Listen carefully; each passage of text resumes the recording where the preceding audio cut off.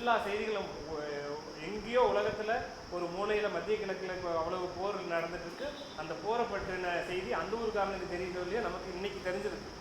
எந்த ஒரு இடத்துல இப்போ போர் நடந்துருக்கு, யார் என்ன பண்ணிட்டு இருக்காங்கன்னு தெரிஞ்சிருக்கு. உலகத்தின் ஏதோ ஒரு மூலையில் யாரோ ஒரு ரீல் பண்ணி போட்டால் அது நமக்கு இன்றைக்கு தெரிஞ்சிருக்கு. எல்லா செய்தியும் வந்துட்டு அவனுக்கு நம்ம புதுசாக என்ன சொல்லி தரப்போம். அப்போது நாம் கற்றுக்கொள்பவர்களாக இருக்க வேண்டும் முதல்ல. அப்போ தான் சரியாக கற்பிக்க முடியும். அது ரொம்ப முக்கியம். ஆசிரியர்களாக இருக்கிறவங்க தொடர்ந்து கற்றுக்கொண்டே, நம்ம ஒரு வேலை கிடைச்சிருச்சுன்னு வைங்களேன், நம்ம ஆசிரியர்கள் என்னென்னா படிச்சிட்டோம், வேலை கிடைச்சிருச்சு, அவ்வளோதான். புத்தகங்கள் இனி நமக்கு வேணும். பாட புத்தகத்தை எடு, நாளைக்கு என்ன கிளாஸ் எடுக்கணும் அதில் ஃபஸ்ட் லெசனில் ஃபஸ்ட்டு செஷனை மட்டும் எடுத்துகிட்டு படிச்சுட்டு வந்து ஒப்பிச்சுட்டு போயிடலாம்னு நினைக்கிறாங்க. அந்த ஆசிரியர்கள் மாணவர்களுடைய வாழ்க்கையில் மனதில் நிற்க மாட்டாங்க. மாணவர்களுடைய முன்னேற்றத்தில் முக்கியமான பங்கை வகிக்க மாட்டாங்க. இப்போ உங்களுக்கெல்லாம் பிடிச்ச ஆசிரியர்னு ஒருத்தர் இருப்பாங்க, எனக்கு இருக்காங்க. அப்படி உங்களுக்கு பிடிச்ச ஆசிரியர் யாராவது ஒருத்தர் சொல்லுங்களேன். யாராவது ஒருத்தர். தேவி பாலா, நீங்களே யாரும் உங்களுக்கு பிடித்த ஆசிரியர்னு யார் சொல்லுவீங்க?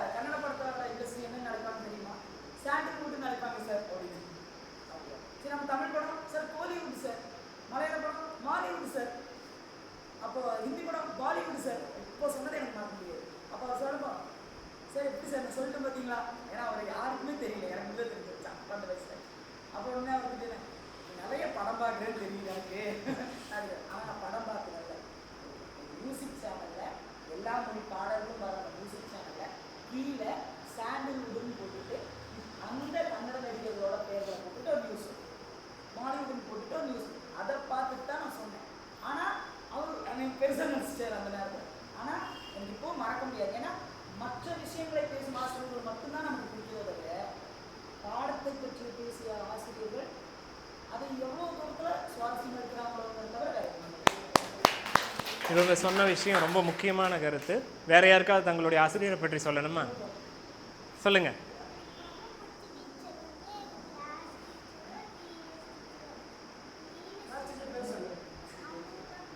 அமுதா மிஸ். எதனால பிடிக்கும் அவங்கள உனக்கு?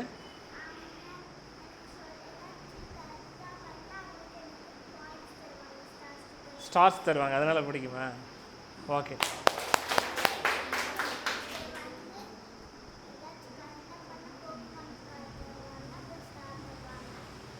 அப்ரிஷியேட் பண்ணுவாங்க ஒன்று இல்லை?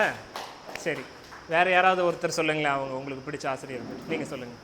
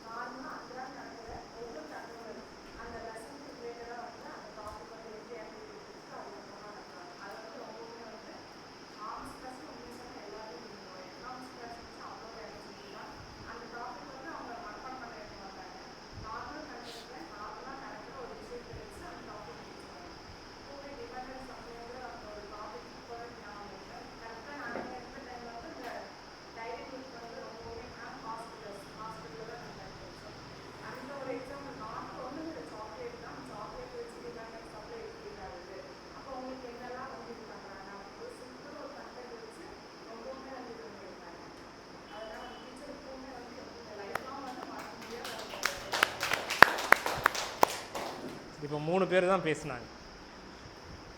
இவங்க மெல்லின மாயாவுடைய ஆசிரியர் ஏன் அவங்களுக்கு பிடிக்குது சின்ன வயசில் அப்படின்னா, அவங்க இது எல்லாத்தையும் அப்ரிஷியேட் பண்ணுறவங்களா இருக்காங்க. சின்ன விஷயத்தை செஞ்சாலும் ஒரு ஸ்டார் போடுறது, ஒரு பரிசு கொடுக்கறது, அப்ரிஷியேட் பண்ணுறவங்க. அவங்க நல்லா பாடம் நடத்துகிறாங்கன்னு அவங்களுக்கு ஒரு இது இல்லை. தேவி பாலாவுடைய ஆசிரியரும் அவங்க பாடம் நடத்துனாங்க தான், பாடத்தை தாண்டி அவங்க என்னவெல்லாம் இவங்களுக்கு கற்றுக் கொடுத்தாங்களோ அதனால தான் இவங்க இப்போவும் நிற்கிறாங்க. அவங்களுடைய ஆசிரியர் அப்படி தான் பாடத்தை எப்படி சிறப்பான முறையில் வித்தியாசமான முறையில் நடத்துனாங்க, அதனால தான் அவங்களுக்கு பிடிச்சிருக்கு. நண்பர்களே நம்புங்க, பாடம் நடத்துறதுங்கிறது ஒரு வேலை, அரசாங்கம் அவங்களுக்கு சம்பளம் கொடுக்குது. நான் இப்போது இன்ஜினியரிங் ஸ்டூடெண்ட், இன்ஜினியரிங் முடித்தேன். இன்ஜினியரிங் ஒரு 4 வருஷம், டிப்ளமோ முடித்தேன் 3 வருஷம். அதுக்கு முன்னால் ஒரு 10 வருஷம் பள்ளிக்கூடத்தில் படிச்சிருக்கேன். எனக்கு உனக்கு பிடித்த ஆசிரியர் யார் அப்படின்னு கேட்டால் 7ஆம் வகுப்பு 9ஆம் வகுப்பு தமிழாசிரியர்களை தான் சொல்லுவேன். நான் இன்ஜினியரிங் வரைக்கும் படித்த ஆசிரியர்கள் பேர் கூட சில இப்போ எனக்கு ஞாபகம் இல்லை. நல்லா தான் பாடம் நடத்தினாங்க, நான் மதிப்பெண் வாங்குறதுக்கும் அவங்க ஒரு காரணமாக இருந்தாங்க. ஆனால் உனக்கு பிடிச்ச ஆசிரியர்னு கேட்டால் உடனே எனக்கு அவங்க ஞாபகத்தில் வராது.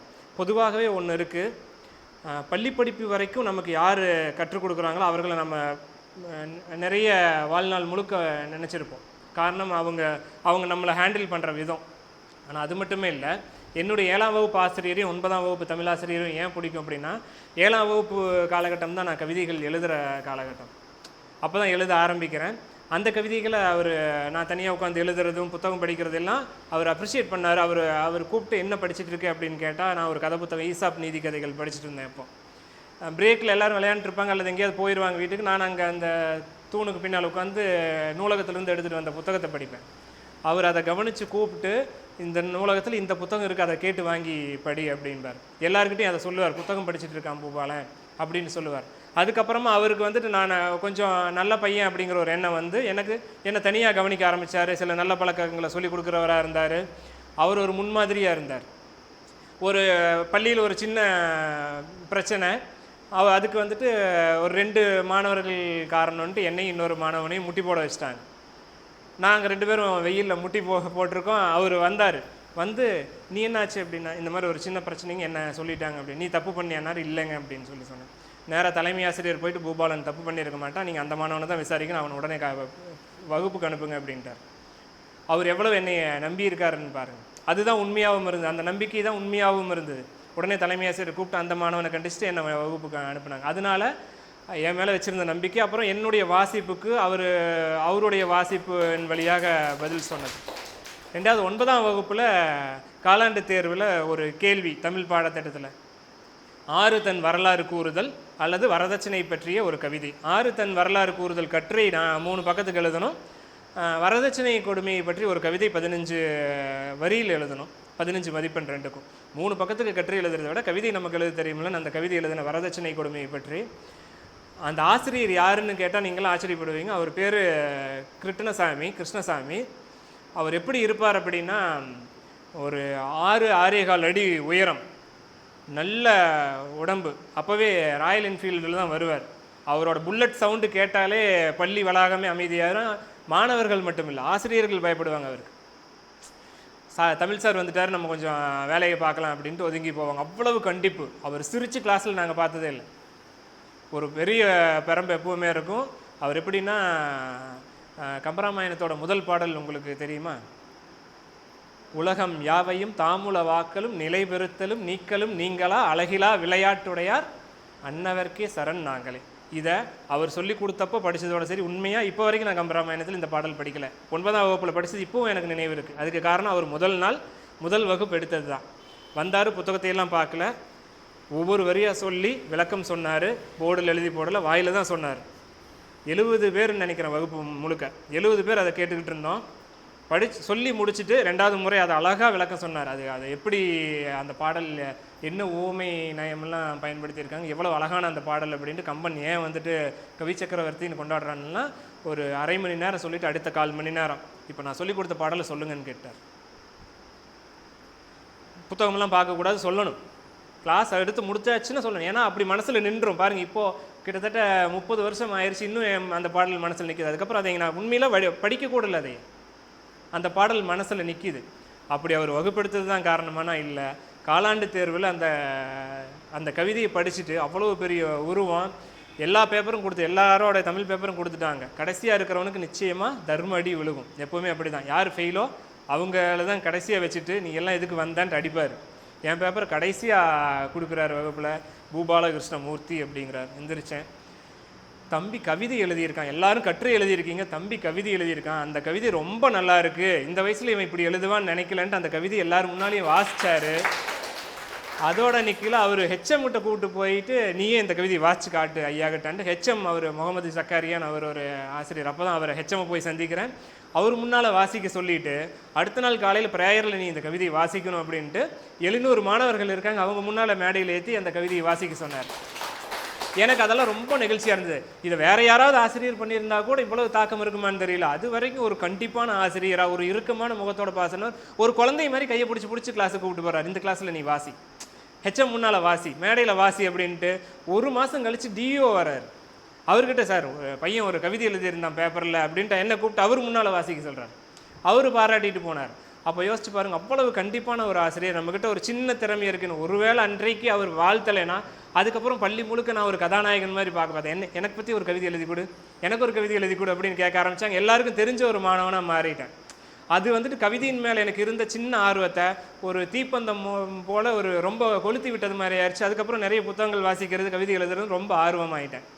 அப்போது இந்த 2 ஆசிரியர்கள் தான் எனக்கு நினைவில் இருக்காங்க. பாடம் நடத்துறது மட்டுமே ஒரு ஆசிரியரோட தொழில் அல்ல. நம்ம கவிதையை பற்றி தான் பேச வந்தோம். ஆசிரியர்களை பற்றி சோலை மாயவன் பேசினதையும் இன்னும் கொஞ்சம் பொறுப்பு அதிகமாகிடுச்சு. ஏன்னா நீங்களாம் நாளைக்கு ஆசிரியர்கள். எந்த ஆசிரியர்கள் நம்ம வாழ்க்கையில் நம்ம மனதில் நிறைந்து இருக்கிறாங்க அப்படின்னா வெறுமனே பாடத்தை வந்து நடத்திட்டு போன ஆசிரியர்கள் இல்லை, நமக்கு வாழ்க்கையில் ஏதோ ஒரு வழியில் வழிகாட்டியாக திசை காட்டியாக இருந்த ஆசிரியர்கள். உங்களை நம்பி நம்ம எங்கள் குழந்தைகளை ஒரு முழு நாள் பெற்றோர்களிடம் இருப்பதை விட அதிகமான நேரம் ஆசிரியர்களிடம் குழந்தைகளை விடுறாங்க. அப்போ நமக்கு இருக்கக்கூடிய பொறுப்பு அப்படிங்கிறது மிகப்பெரிய சமூக பொறுப்பு. அதை உணர்ந்த ஆசிரியர்களாக நம்ம இருக்கணும் இல்லையா? அந்த வேண்டுதல் தான் உங்ககிட்ட. நீங்கள் நாளைக்கு ஆசிரியர் ஆகிட்டிங்கன்னா தினமும் சோலை மாயவன் சார் சொன்ன மாதிரி எதையாவது ஒன்று கற்றுக்கொள்கிற ஆசிரியர்களாக இருங்க. எல்லாரையும் போல இல்லாமல் வித்தியாசமாக ஏதாவது ஒன்று கற்றுட்டு போய் வித்தியாசமாக மாணவர்களுக்கு ப்ரெசென்ட் பண்ணி அவர்களுடைய அறிவை, அவர்களுடைய வாழ்க்கையை இன்னும் திசை மாற்றுபவர்களாக இருங்க அப்படிங்கிறது உங்ககிட்ட ஒரு கோரிக்கை. இப்போ நம்ம முன்னால் கவிஞர் சுடர்விழி அவர்கள் பேச அழைக்கிறேன். அவங்க வாசிப்பை பற்றி புத்தகத்தை பற்றி பேசுவாங்கன்னு நினைக்கிறேன். அவங்க ஒரு மிகச்சிறந்த பேச்சாளர். இரவெனும் பெருங்கவிதை அப்படின்னு ஒரு கவிதை தொகுப்பு வெளியிட்டிருக்காங்க. அவங்க வந்துட்டு விஜய் தொலைக்காட்சியோட தமிழ் பேச்சு எங்கள் மூச்சு அது 10 ஆண்டுகளுக்கு முன்னாலே ஒரு முறை கலந்துக்கிட்டாங்க. இந்த ஆண்டு தான் நான் முழுசாக கவனிக்க முடிஞ்சுது அவங்கள. அவங்க கிட்டத்தட்ட 6-7 சுற்று அவங்க மகளை பற்றி பேசுனது, விவசாயத்தை பற்றி பேசுனது. இப்போ போய் யூடியூப்பில் அடித்து பாருங்கள். இவங்களோட இயற்பெயர் வந்துட்டு பௌசியா பானு. பௌசியா பானுங்கிற பேரில் தமிழ் பேச்சு எங்கள் மூச்சுன்னு அடித்து பாருங்கள், அதில் அவங்க பேசுனது வரும். இன்றைக்கு வரைக்கும் நிறைய பேர் அதை ஷேர் பண்ணிகிட்டே இருக்காங்க. விவசாயத்தை பற்றி பேசுனதையும் மகளை பற்றி பேசுனதும் நிறைய பேர் ஷேர் பண்ணிகிட்டே இருக்காங்க. சீதையை பற்றியும் பேசியிருக்காங்க. அதெல்லாம் பேசிட்டு இவங்களாக தான் அதிலேருந்து வெளியில் வந்துட்டாங்க. பேசின எல்லா கிட்டத்தட்ட ஒரு 5 சுற்று பேசினாங்க. அதில் 3 சுற்று பரிசு வாங்குறவங்களாக இருந்தாங்க. அவ்வளோ பேச்சாளர் இவங்க வெளியில் வந்துட்டாங்க.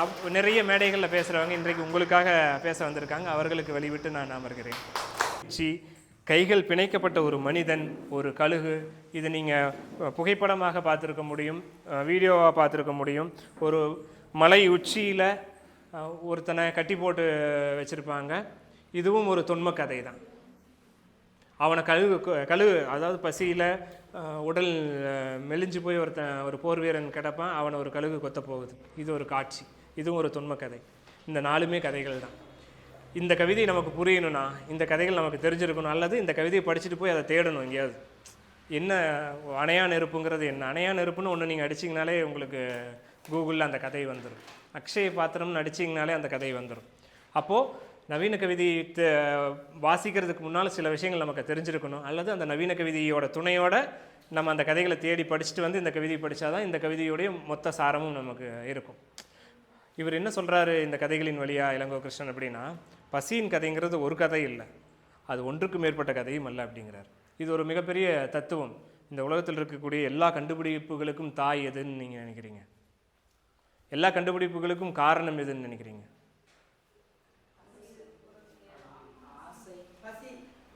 பசி, ஆசை, தேவை. தேவைகள் தான் கண்டுபிடிப்புகளின் தாய் அப்படின்னு சொல்லுவாங்க. ரிமோட்டை ஒருத்தன் கண்டுபிடிச்சாலும் அவன் ஒரு மகத்தான சோம்பேறி அப்படின்னு சொல்லுவாங்க. அவனால் எந்திரிச்சு போய் ஆஃப் பண்ண முடியாதுங்கிற தேவை இருந்தது அவனுக்கு, ரிமோட்டை கண்டுபிடிச்சான். இருட்டுக்குள்ளேயே ஏன் நடக்கணும்னு, ஏன் நிலா சூரியன் வெளிச்சங்களையே நம்பிட்டு இருக்கணும்னு நினச்சான். மின்சாரத்தை, விளக்குகளை கண்டுபிடிச்சான். தேவை மனுஷனுக்கு என்ன தேவையோ அவன் ஒரு கண்டுபிடிப்பு நிகழ்த்திடுவான். அதை அடையிறதுக்கான ஒரு கண்டுபிடிப்பு நிகழ்ந்துடும். அப்போது நீங்கள் யோசிச்சு பாருங்கள், இந்த உலகத்தில் யாராவது பசியை வென்றவர்கள் இருக்கிறார்களா அப்படின்னு யோசிச்சு பாருங்கள். எந்த மனிதனும் எந்த ஜீவராசியும் எதை வேண்டுமானாலும், எந்த உணர்வை வேண்டுமானாலும் ஏதாவது ஒரு கட்டத்தில் வென்றுடலாம். ஆசை, காமம், கோபம், வெறுப்பு எல்லாத்தையும் வென்றுட முடியும். பசியை ஒருத்தனால வெல்லவே முடியாது. ஒரு கதை சுடர்வெளி ஒரு சில கூட்டங்களுக்கு முன்னால் சொன்னாங்க. ஒருத்தனை கட்டி போட்டு பல நாட்கள் சாப்பாடு இல்லாமல் அவனுக்கு ஒரு நாள் நீ ஒரு வார்த்தை எழுது, உனக்கு சாப்பாடு போடுறேன் அப்படின்னு சொல்கிறாங்க. என்னென்னா, மன்னனை நான் கொல்வேன் அப்படின்னு எழுத சொல்கிறாங்க. அவன் அந்த மன்னனுடைய தீவிர விசுவாசி. அதனால தான் அவனை கைது பண்ணி வச்சுருக்காங்க. அவனை பல நாள் சாப்பிடாமல் வச்சுருந்து அடித்து மிதித்து உனக்கு பிரியாணியே கொடுக்குறேன் அப்படின்னு சொல்லிட்டு மன்னனை கொல்வேன் எழுது. நான் என் மன்னனை கொல்ல மாட்டேங்கிறேன், இன்னும் கொஞ்ச நாள் பட்டினி போடு, பட்டினி பட்டினி பட்டினி, பசி பசி பசி. அவன் எழுதுறான் மன்னனை கொல்றேன் அப்படின்னு. சாப்பாடு போடுற நேரத்தில் அவன் நீங்கள் 100 டைம் எழுது, 200 டைம் எழுது அப்படிங்கிறான். அவன் சொல்கிறான், கடைசியாக எழுதவெல்லாம் சொல்லாத, என்னை இப்போ என்னை கை விலங்கையெல்லாம் அறுத்து விடு, என்னை வெளியில் விடு, நான் போய் மன்னனை கொண்டுட்டு வரேங்கிறான். எனக்கு அவ்வளோ பசி. அவன் மன்னனுடைய மிக முக்கியமான தளபதி, மன்னனுக்காக உயிரை கொடுக்கறதுக்காகவே தன்னுடைய வாழ்க்கையை வச்சுருக்கிறான். அவனை 10 நாள் 15 நாள் பட்டினி போட்ட உடனே அவன் சொல்கிறான், என்னை அவுத்து விடு, நான் அவனை போய் கொண்டுட்டு வந்து சாப்பிட்றேன் அப்படின்னு. அப்போ எது முக்கியமாக இருக்குது? பசி. பசி தான் இந்த உலகத்தையே கட்டி ஆளக்கூடிய மிகப்பெரிய நோயும் அதுதான், சாபமும் அதுதான், வரமும் அதுதான். அதுதான் இந்த கவிதை பேசுது. இன்னொரு சின்ன கவிதையை வாசிக்கிறேன். எதெல்லாம் நமக்கு முன்வாசிப்பை கோரக்கூடிய கவிதைகள் அப்படிங்கிற விஷயத்துக்காக. ஜே மஞ்சுளா தேவி அவர்களுடைய ஒரு கவிதை, ஆண்களின் கனிவான கவனத்திற்குன்ற தொகுப்பிலிருந்து வாசித்தேன். அதை துளைத்து சென்ற காலம், ஓர் அம்பு 7 ஆச்சா மரங்கள் துளைத்து சென்ற காலம் இருந்திருக்கிறது என்று வியந்த என்னை தடுத்து கேட்கிறாள் அவள், அம்பு கிடக்கட்டும், ஆச்சா மரத்தை பார்த்திருக்கிறாயா? இந்த கவிதை யாருக்காவது புரியுதா?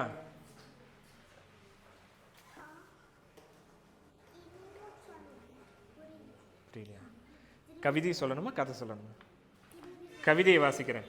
ஓர் அம்பு 7 ஆச்சா மரங்கள் துளைத்து சென்ற காலம் இருந்திருக்கிறது என்று வியந்த என்னை தடுத்து கேட்கிறாள் அவள், அம்பு கிடக்கட்டும், ஆச்சா மரத்தை பார்த்திருக்கிறாயா? ஒரு அம்பால் 7 மரங்களை தொலைக்கணும். இதுதான் டாஸ்க் ஒருத்தருக்கு. இது யாருக்கு கொடுக்கப்பட்ட டாஸ்க்னா, ராமனுக்கு கொடுக்கப்பட்ட டாஸ்க். ராமாயணத்தில் இந்த கிளைக்கதை தெரிஞ்சிருந்தால் தான் இந்த கவிதை நமக்கு புரியும். வாலியை கொல்லணும் ராமன். சுக்ரீவன் சொல்கிறான், இந்த 7 ஆச்சா மரங்கள் ஒன்றுக்கு ஒன்று நேராக இல்லை, வளைஞ்சிருக்கு. இந்த 7 ஆச்சா மரங்களை ஒருத்தன் ஒரே அம்புனால் வீழ்த்த முடியும்னா அவனால் தான் வாலியை கொல்ல முடியும் அப்படிங்கிறான். அது ஒரு பெரிய கதைன்னு வைங்களேன். அவர் ஒரு வாசுகியை வேண்டுறாரு, லக்ஷ்மணனை கேட்டுக்கிறாரு. அப்போ 7 ஆச்சா மரங்களும் ஒரு புள்ளியில் ஒரு நேர்கோட்டில் வருது. அம்பு விடுறாரு, 7 ஆச்சா மரங்களும் சாயுது. அதுதான் அந்த ராமாயண கிளை கதையோட கதை. நமக்கு இப்போ அந்த கதை வேண்டியதில்லை. நவீன கவிதை என்ன சொல்லுதுன்னா, அதை வீரம்னு பேசுகிறையே நீ, ஒரே அம்புல 7 ஆச்சா மரங்களை வீழ்த்தினது வீரம்னு பேசுறியே, யோசிச்சு பாரு, ஒருத்தன் 7 மரங்களை வெட்டியிருக்கான், ஆச்சா மரங்களோட வழி உனக்கு தெரிஞ்சுதா அப்படின்னு கேட்குது கவிதை. புராணத்தை, இதிகாசத்தை கேள்வி கேட்குற இடத்துக்கு நவீன கவிதை வந்திருக்கு. என்னுடைய ஒரு கவிதை புன்னகைன்ற இதழில் வெளியாகி சுஜாதா அவர்கள் கற்றதும் பெற்றதும் பகுதியில் ஆனந்த விகடனில் அந்த கவிதையை குறிப்பிட்டு எழுதியிருந்தார். மகாபாரதம் இதிகாசமானது, பகவத்கீதை வேதமானது, அர்ஜுனன் கடவுளானார், எல்லாம் சரி. கூட்டம் கூட்டமாக வெட்டி கொண்டும் குத்தி கொண்டும் செத்துப்போன சிப்பாய்கள் என்ன ஆனார்கள்? இதுதான் அந்த கவிதை. அப்போ நம்ம தொன்மத்தை கேள்வி கேட்கணும், மரபை மீறணும். அதுதான் நவீன கவிதையுடைய வேலை. நமக்கு இதுவரைக்கும் சொல்லப்பட்டிருக்கிற ஒரு கதையை கட்டுடைக்கணும், அல்லது அதை சரிதான்னு நிறுவனம். ஒரு கதை நமக்கு சொல்லப்பட்டிருக்குன்னா அந்த கதை சரியா இல்லையா? பெரியார் என்ன சொன்னார்? யார் சொன்னாலும், எவன் சொன்னாலும், நானே சொன்னாலும், உன் அறிவுக்கு சரின்னு அது பட்டதுன்னா மட்டும் அதை நம்பு, அதை செய் அப்படின்னார் இல்லையா? அந்த மாதிரி நவீன இலக்கியத்தில் நாம் வந்திருக்கிற இடம் அப்படிங்கிறது எல்லாத்தையும் கேள்வி கேட்கணும், எல்லாத்தையும் கட்டுடைக்கலாம். நமக்கு சொல்லப்பட்ட மரபு கதைகளை அப்படியே ஏற்றுக்க வேண்டியதில்லை, அதை புதுசாக சிந்திக்கலாம். நிறைய குழந்தைகளுக்கு கதை சொல்லும்போது காக்கா வடை சுட்ட கதையை தான் எப்பவும் சொல்கிறாங்க. அதில் நம்ம என்ன பண்ணுறாங்க, நவீன கதை சொல்லிகள் காக்கா வடையை திருடலை, தன்னுடைய பசிக்கான தேவையாக அது போராடிச்சு. அந்த பாட்டிக்கிட்ட போராடுது, அந்த வடை எனக்கு தேவை, எனக்கு என்கிட்ட பசி இருக்குது, உங்கள்கிட்ட வடை இருக்குது, நான் உனக்கு என்ன வேலை செய்யணும்னு சொல்லு. அந்த பாட்டி சொல்கிறாங்க, எனக்கு 2 சுள்ளி பொறுக்கிட்டு வந்து கொடு, விறகா நான் பயன்படுத்திக்கிறேன்னு. காக்கா போய் சுள்ளி பொறுக்கிட்டு வந்து கொடுக்குது. அந்த பாட்டி ஓகே உனக்கு வடை ஒன்று நான் ஊதியமாக சம்பளமாக கொடுக்குறேன், நீ சாப்பிட்டுக்கோ அப்படின்னு சொல்லுது. நீங்கள் பல்லாயிரம் ஆண்டுகளாக சொல்லப்பட்ட கதையை மாற்றி எழுதுகிற இடத்துல நவீன சிந்தனை இருக்குது. அப்போ நம்ம கவிதை எழுதும் போதோ கதை எழுதும் போதோ இன்றைக்கு நமக்கு தேவை நவீன சிந்தனை. பழசு அப்படியே எழுதணுங்கிறது இல்லை. நிலாவில் பாட்டி வடை சுட்டானே நம்ப வேண்டியதில்லை, எழுத வேண்டியதில்லை. நம்ம புதுசாக யோசிக்கலாம், அந்த ஒரு சிந்தனை இருக்குது. அப்புறம் நான் ஏற்கனவே 2-3 கவிதைகள் வாசித்தேன். நம்ம எதை கவிதையாக்கணும் அப்படிங்கும்போது துயரத்தை கவிதையாக்குறதுலேயும் ஒரு அழகு இருக்குது. நான் என்னுடைய கவிதையை வாசித்தேன், ஐயப்ப மாதவன் கவிதையை வாசித்தேன் இல்லையா?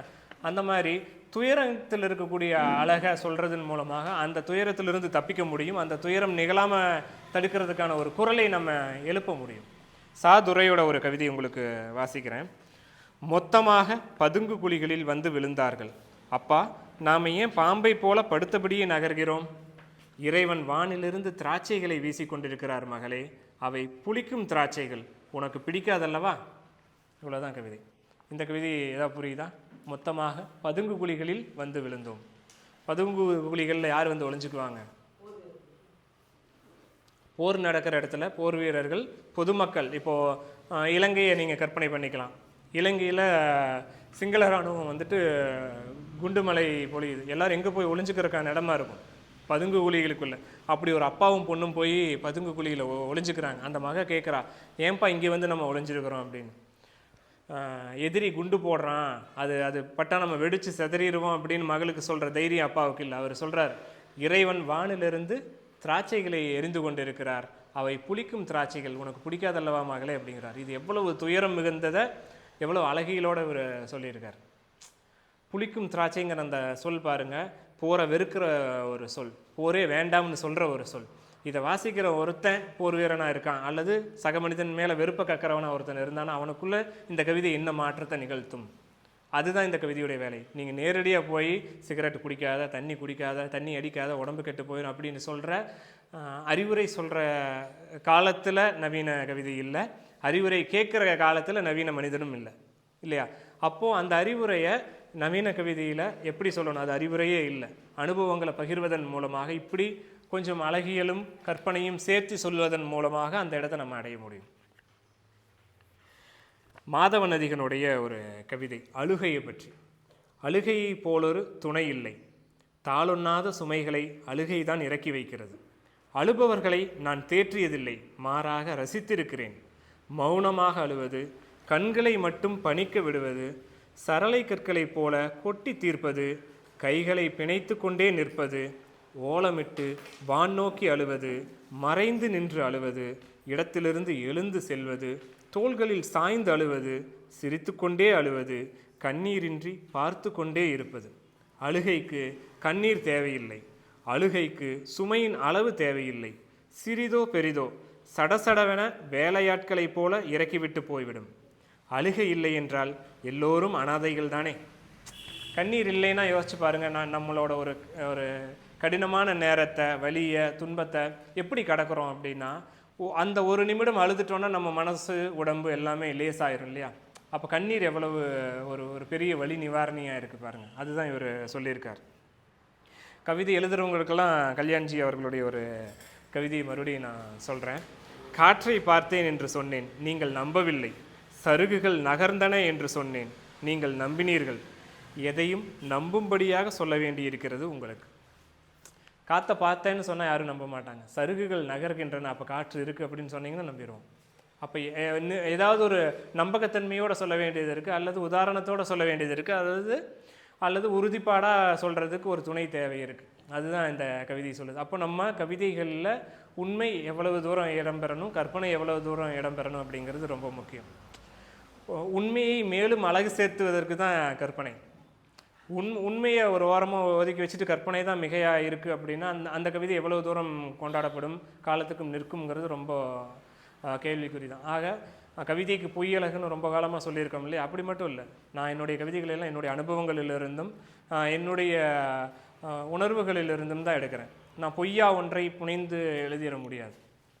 கவிதைகளை உண்மையிலான வாழ்க்கையிலிருந்து, நமக்கு பக்கத்தில் நிகழ்கிற நம்ம வாழ்க்கையில் நடக்கிற சம்பவங்கள்லேருந்து நம்மளால் எடுத்துக்க முடியும். தினம் தினம் நம்மளால் கவிதைகளுக்குள்ளே பயணித்து வெளியில் வந்துட முடியும். நம்மளால் கவிதைகள் எழுத, நம்மளுடைய அன்றாட வாழ்க்கையில் பேருந்தில் பயணிக்கும் போது, நம்ம கல்லூரிக்கு வரும்போது நமக்கு கிடைக்கிற அனுபவங்கள் போதும். ஏன்னா நம்ம ஒரு சின்ன வாழ்க்கையை வாழ்கிறோம். அதுக்குள்ளே இருக்கிறது சின்ன அனுபவங்கள் தான். அந்த அனுபவங்களை எப்படி அழகாக மற்றவங்களுக்கு சொல்லலாம் அப்படிங்கிறது தான் நம்மளுடைய நமக்கு முன்னால் இருக்கிற சவால். அதுக்கு நம்ம என்ன பண்ணணும் அப்படின்னா, நிறைய வாசிக்கணும், அவ்வளோதான். ஒரு கவிஞன் தானாகவே உருவாகிடுவானாங்கிறதுக்கான இது வந்துட்டு ரொம்ப குறைவு தான். நிறைய சிந்தனையாளர்கள் அப்படி உருவாகி இருக்கிறாங்க தான், கவிஞர்கள் அப்படி உருவாகி இருக்கிறாங்க தான். ஆனால் நம்ம கவிதை எழுதணும், கவிதைக்குள்ளே இயங்கணும் அப்படின்னு முடிவு பண்ணிட்டா, நமக்கு முன்னால் பல்லாயிரம் கவிஞர்கள் எழுதியிருக்காங்க, கவிதைகள் எழுதப்பட்டு இருக்கின்றன. இன்றைக்கு எழுதப்பட்டு கொண்டிருக்கின்ற கவிதைகள் எப்படி இருக்குது அப்படின்னு நமக்கு தெரியணும் இல்லையா? அது தெரியாமல் நம்மளாக ஏதாவது எழுதுறது ஒன்று முற்காலத்தில் இருக்கலாம், அல்லது உண்மையிலே நவீன காலத்தில் கூட எழுதிட்டு இருக்கலாம். அது நம்ம எங்கே இருக்குன்னு வச்சு பார்க்குறதுக்கு எது நமக்கு ஒரு துலாபாரமாக இருக்கும் அப்படின்னா நம்மளுடைய வாசிப்பு தான் இருக்கும். தொடர்ந்து சமகாலத்தை வாசிக்கிறவங்களால தான் இன்றைக்கு எழுத்து எந்த வகையில் இருக்குது அப்படின்னு தெரியும். அப்படி வாசிக்காதவங்க பார்த்தீங்கன்னா இன்னும் அந்த காலத்தில் எழுதுகிற மாதிரியே நிலாவை பற்றியே எழுதிட்டு இருப்போம், இயற்கையை பற்றி மட்டுமே எழுதிட்டு இருப்போம். இயற்கையை பற்றி எழுதலாம், நிலாவை பற்றியும் எழுதலாம், ஆனால் அதில் நவீனத்தன்மை எங்கிருந்து வருது அப்படிங்கிறது ரொம்ப முக்கியமான செயல். காலையில் இவங்க சொன்னாங்க இல்லையா, பிரம்மநாயகம் பிள்ளை படித்ததுக்கு அப்புறமா நான் வேறானவன் அப்படின்னு.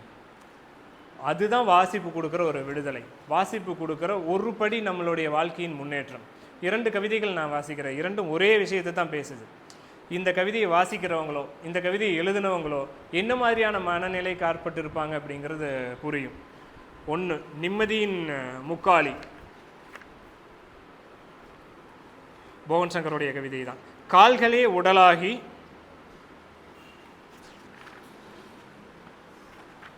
கதிர்பாரதி அவர்களுடைய கவிதை. கால்களே உடலாகி நாள் முழுவதும் வலியோடு நிற்கும் பிரம்மாண்ட கடையின் விற்பனை பணிப்பெண்ணுக்கு ஓய்வு வேளையில் எங்கிருந்தோ அருளப்பட்டது பழைய முக்காலி. ஒரு கணம், ஒரே ஒரு கணம்தான் கண்கள் மூடி முட்டியை தடவி அவ்வளவு நிம்மதியாக அதில் குந்தினாள். அப்போது அவள் முகம் தனக்கு பிடித்த ஆடவனின் தோல் புதைவது போல் கனிந்து மகிழ்ந்தது. நம்ம கடையிலெல்லாம் பார்க்குறோம் இல்லையா, 24 மணி நேரம், 8 மணி நேரம், 10 மணி நேரம்னு நின்றுட்டே இருக்கணும். அவங்களுக்கு ஒரு உட்கார்றதுக்கு இடம் கொடுக்க மாட்டாங்க. பணிப்பெண்களுக்கு உட்காரக்கூடாது, நின்றுக்கிட்டே தான் இருக்கணும்.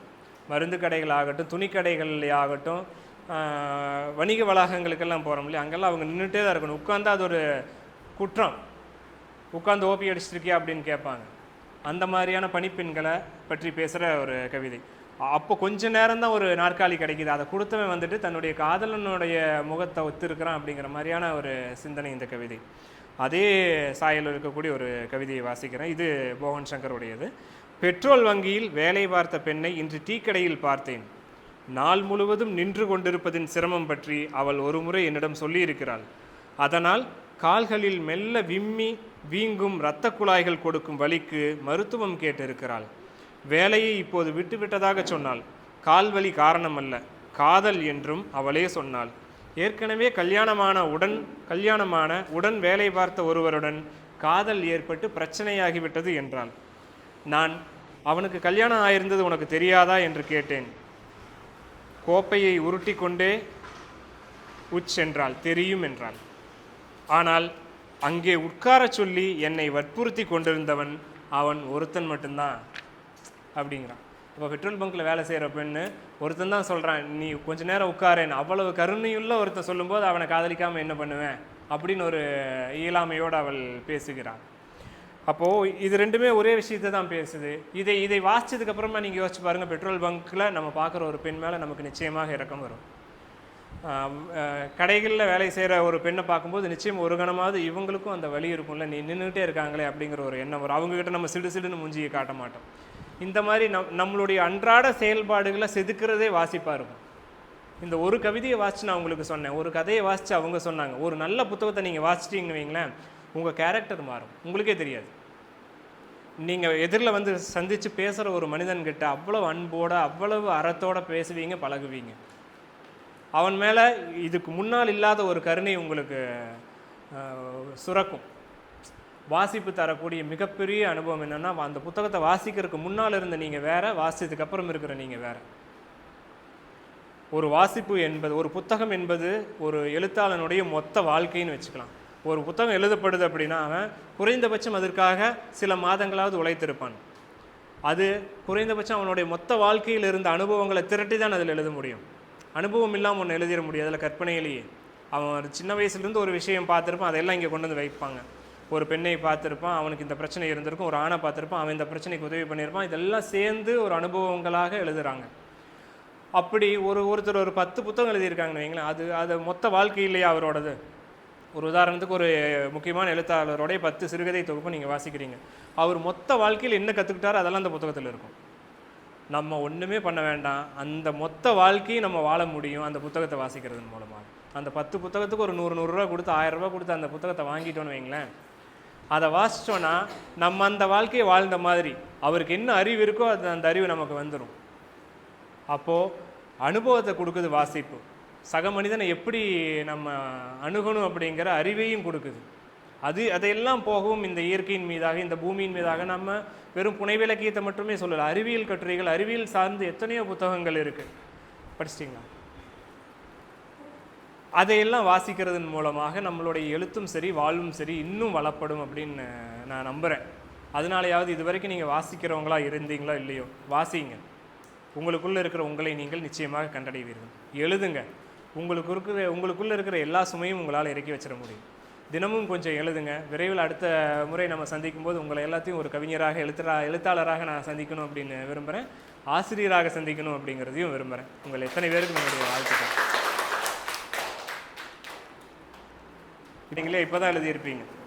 அப்போது ஒரு நாளை இலக்கியத்துக்காக, கவிதைக்காக நீங்கள் ஒப்படைக்கும் போது உங்களுக்குள்ளே இருக்கக்கூடிய அந்த படைப்பாற்றல் எவ்வளோ அழகாக வெளிப்படுது. உங்களுக்குள்ளே நம்ம எல்லாருக்குள்ளேயும் ஒரு கதை இருக்குது அப்படின்னு சொல்லுவோம். குறைந்தபட்சம் ஒரு கதை. நம்மக்கிட்ட 100 கதைகள் இருக்கும், 100 கவிதைகள் இருக்கும். நம்ம அதை எழுதுறதில்லை.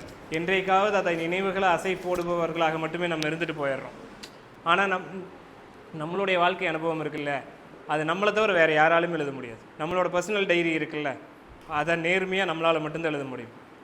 நம்ம அப்பாவுக்கு காட்டுறது ஒரு முகமாக இருக்கும், அம்மாவுக்கு காட்டுறது ஒரு முகம், கூட படிக்கிறவங்களுக்கு, நண்பர்களுக்கு காட்டுறது வேறு முகம், ஆசிரியர்களுக்கு, மற்ற எல்லாருக்கும் காட்டுறது வேறு வேறு முகம். நம்மளுடைய முகம் என்னங்கிறது நமக்கு மட்டும்தான் தெரியும். அதுக்குள்ளே இருக்கக்கூடிய அனுபவங்களை நம்மளால் மட்டும்தான் எழுத முடியும். அதை நீங்கள் நம்ம அப்படிங்கிற அல்லது சுய வரலாறு அப்படின்ற சுய அனுபவங்கிற ஒரு பறைசாற்றுதல் இல்லாமல் கூட, நம்மளுடைய பேரே கூட இல்லாமல் கூட எழுதலாம். அது நிச்சயமாக யாருக்காவது ஒரு நல்ல இலக்கிய வகைமையாக இருக்கும், நல்ல பயனுள்ள வாசிப்பு தரும். அது அப்புறம் நம்ம வாழ்க்கையை நம்மளே திரும்பி பார்க்க வைக்க. ஏன் தினம் டைரி எழுதுங்க நம்ம மேலை நாடுகள் எல்லாம் சொல்கிறாங்க அப்படின்னா, ஒரு நாள் முழுக்க 100 தவறுகள் செஞ்சுருப்போம். இரவு உட்காந்து என்னென்னலாம் பண்ணணும்னு எழுதும்போது அந்த 100 தவறுன்னு தெரியும். அடுத்த நாள் அந்த 100 தவறுகள் இல்லாமல் பண்ணுறதுக்கு அந்த டைரி எழுத்து பயன்படும். அப்போ நம்மளை நாமளே ரிவ்யூ பண்ணி பார்க்குறது, நம்மளை நாமளே திரும்ப பார்க்குறது. ஒரு வகையில் எழுத்து அந்த வேலையும் செய்யும்.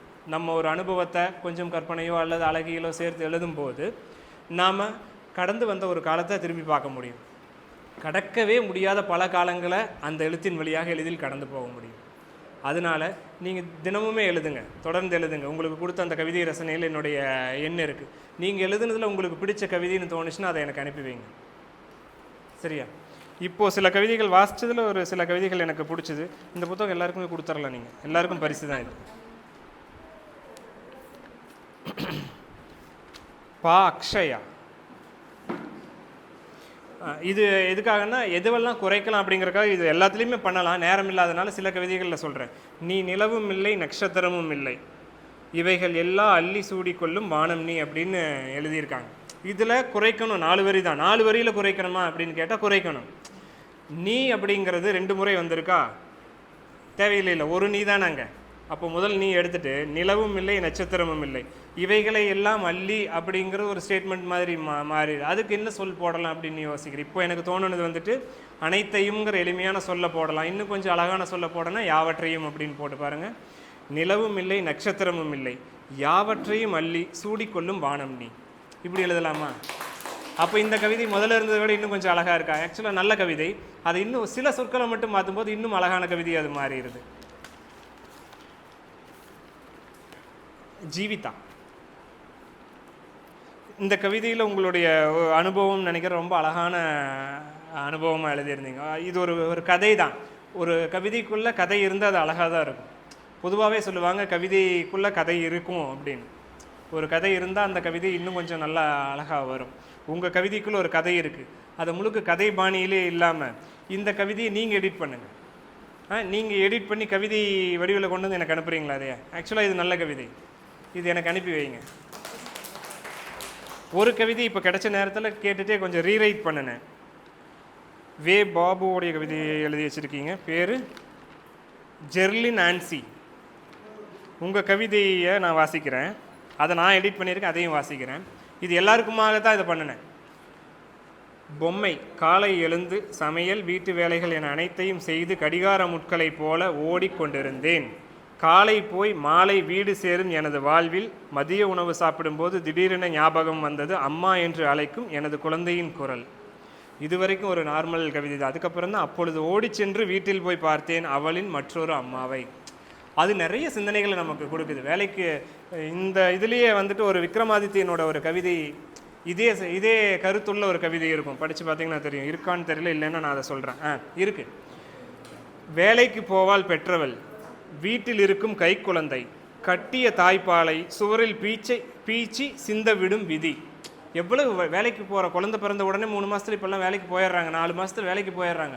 அவங்களுடைய நிலைப்பாடு பாருங்கள். ஒரு பெண் எழுதினதை விட ஒரு ஆண் அவ்வளவு உணர்ந்து இதை எழுதியிருக்கார். விக்ரமாதித்யன்கிற ஒரு சிறந்த தமிழின் மிகச்சிறந்த கவிஞர் அவர். அவருடைய கவிதை இது. இந்த கவிதையுடைய பின்புலத்திலேயே இதை அனுபவித்து பாருங்கள். அப்பொழுது ஓடி சென்று வீட்டில் போய் பார்த்தேன் அவளின் மற்றொரு அம்மா. அந்த மற்றொரு அம்மாவா யார் இருக்கலாம்? இவங்க பொம்மைன்னு சொல்கிறாங்க. நான் இது பொம்மைன்னு நினைக்கல, பாட்டியாக இருக்கலாம் அல்லது வளர்ப்பு தாயாக இருக்கலாம். அவங்கள பார்த்துட்டு இருப்பாங்க. நீங்கள் வேலைக்கு போயிடுறீங்க, அவங்கள பார்த்துட்டு இருக்காங்க இல்லையா? தலைப்பு பொம்மைன்னு வச்சதுனால பொம்மைன்னு யோசிக்க வேண்டியதாக இருக்குது. அதுதான் புரிஞ்சுது. அது தலைப்பு இருந்ததுனால அப்படி. நவீன கவிதையை பொறுத்த வரைக்கும் நீங்கள் அந்த தலைப்பு எடுத்துட்டிங்கன்னு வைங்களேன், பொம்மையாக வச்சுக்கலாம், பாட்டியாக வச்சுக்கலாம், வேலைக்காரியாக வச்சுக்கலாம், வளர்ப்பு தாயாக வச்சுக்கலாம், அல்லது நீங்கள் கொண்டு போய் க்ரஷில் விட்டுட்டு வர்றீங்களா அதை பார்த்துக்கிற குழந்தை. அப்படி நிறைய சிந்தனைகளை கொடுக்கும், நிறைய எண்ணங்களை கொடுக்கும். அதுதான் நம்ம ஒரு தலைப்பு வச்சு அந்த கவிதையை இதுதான் அப்படின்னு சுருக்கிடக்கூடாது. அதை நான் கொஞ்சம் மாற்றி எழுதினேன், சில வரிகள் குறைச்சி. காலை எழுந்து சமையல் வீட்டு வேலைகள் யாவும் முடித்த பின் சுழல்கிறது கடிகாரம். காலை தொடங்கி மாலை வீடு திரும்பும் எனது வாழ்வில் மதிய உணவின் போது நினைவு வருகிறது மகளின் குரல். அப்பொழுதே நினைவு ஓடி சென்று வீட்டில் போய் பார்த்தது அவளின் மற்றொரு அம்மாவை. இப்போ நம்ம ஓடி போய் பார்த்தோம் அப்படிங்கிறது ஒரு பதற்றமோ ஒரு பயத்தையோ தர்றது அல்லது ஒரு செயல்பாட்டை குறிக்குதுன்னா, நம்ம நினைவு போய் பார்க்குது அப்போ அப்படின்னு எழுதுனீங்கன்னா என்ன அர்த்தம் அப்படின்னா, நம்மளால் போக முடியாது. மதியம் வேலைக்கு வந்துட்டோம், மதியம் போய் புள்ள வீட்டில் சாப்பிட்டாளா இல்லையா அப்படின்னு பார்க்க முடியாது. அப்போ நினைவு போய் பார்க்குதுன்னு என்ன அர்த்தம், நம்ம நினைப்பெல்லாம் புள்ள சாப்பிட்டாளா, என்ன பண்ணிகிட்டு இருப்பாளோ அப்படி தானே இருக்கும். அப்படி எழுதுகிறோம். அப்போது நம்ம ஏதாவது ஒன்றை உவமையாகவோ உருவகமாகவோ வைத்து எழுதுறது அப்படிங்கிறது நவீன கவிதையில் மிக முக்கியம். நேரடியாக எழுதாமல் ஏதாவது ஒரு உவமை எதன் மேலேயாவது அதை பொருத்தி இப்படி இருந்தால் இதை நினச்சிக்கலாம் அப்படிங்கிற மாதிரியான ஒரு எடுத்துக்காட்டோடு எழுதுறதுங்கிறது ரொம்ப நல்லாயிருக்கு. இந்த மாதிரி நான் மாற்றி எழுதி பார்த்தேன்.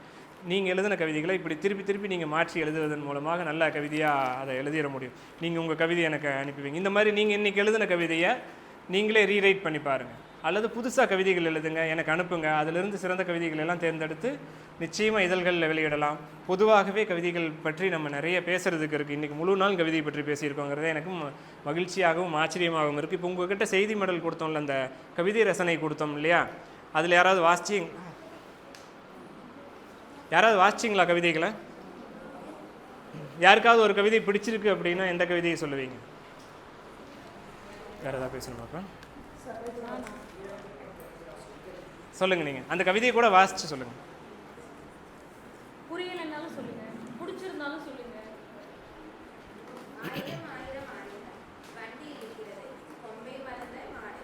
காசி ஆனந்தனுடைய கவிதை.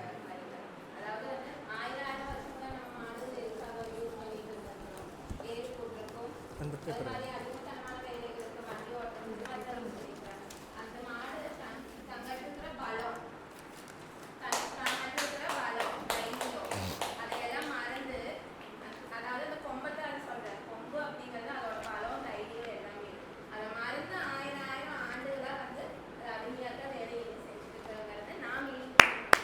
அதை மனிதர்களுக்கும் பொருத்திக்கலாம்.